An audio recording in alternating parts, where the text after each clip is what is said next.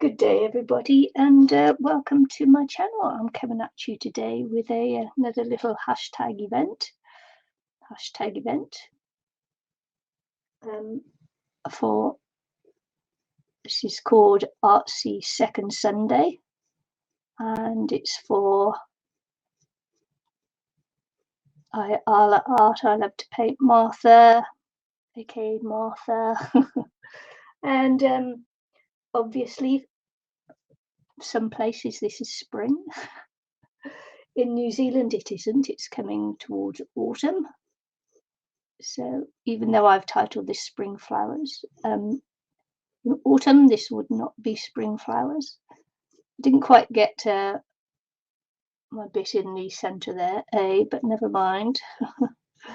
So as you can see, I've got myself a little rock, and I'm going to be painting on this delightful little rock today.